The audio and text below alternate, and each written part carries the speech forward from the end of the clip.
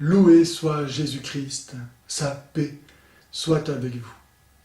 Par le baptême, Dieu nous associe à la mort et à la résurrection de Jésus-Christ.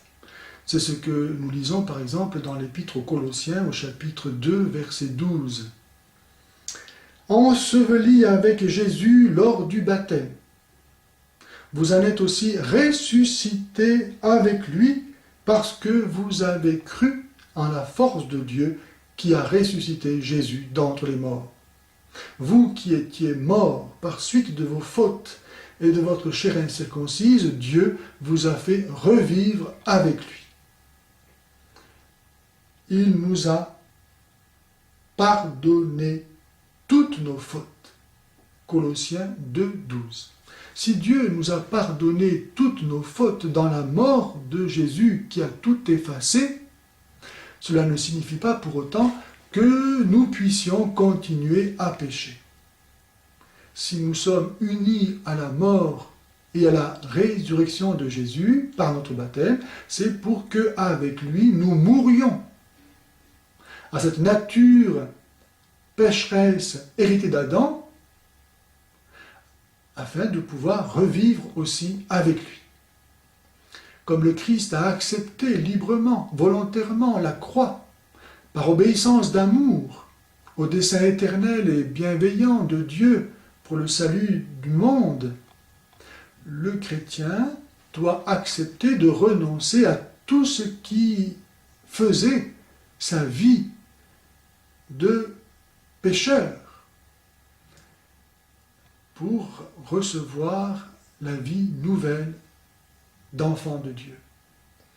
Et donc une vie chrétienne se décline nécessairement et toujours sous le registre de la pénitence. C'est d'ailleurs ce que la Vierge Marie est venue rappeler à Lourdes en rappelant pénitence, pénitence, pénitence.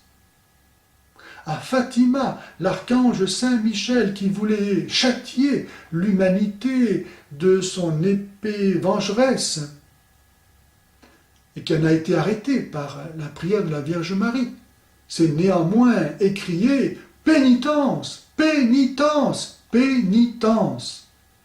S'il y a tellement de chrétiens qui restent dans le péché ou qui retombent dans le péché, c'est parce qu'ils ne font pas pénitence. Notre vie chrétienne doit être tout entière marquée du signe de la croix, parce qu'elle est tout entière affectée par le péché et qu'elle a entièrement besoin d'être sauvée. Mourir à soi-même pour renaître à Dieu en Jésus-Christ, c'est la loi qui s'impose à tout chrétien. Cette mort à soi-même commence par le renoncement à nos attachements déréglés, aux choses extérieures, qui ne nous sont données que pour nous aider à nous rapprocher de Dieu, et auxquelles donc nous devons renoncer si ces choses-là nous détournent de Dieu.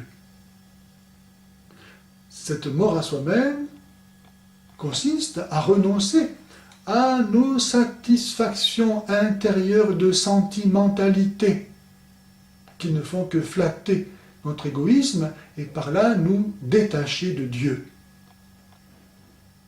Et même cette mort à soi-même doit nous conduire à renoncer à l'usage naturel de nos facultés spirituelles, d'intelligence et de volonté, tant il est vrai que la vie divine qui nous est donnée par le baptême est au-delà des capacités de notre intelligence et de notre volonté.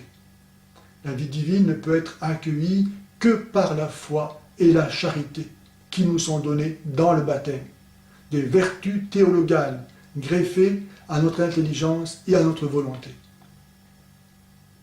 Dans l'islam, par exemple, on ne trouve pas de moyens qui soient donnés à l'humanité pour passer d'un état de péché à un état de sainteté. On ne voit pas donc pourquoi un musulman dans l'éternité pourrait ne plus pécher.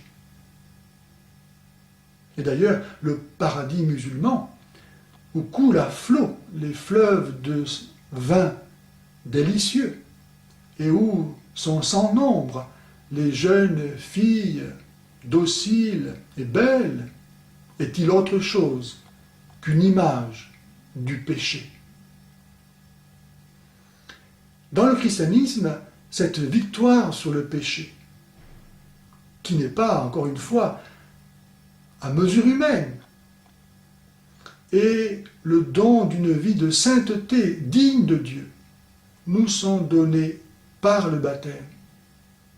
Jésus est le moyen, le médiateur, qui nous permet de réaliser cette mort au péché et cette entrée dans une vie nouvelle.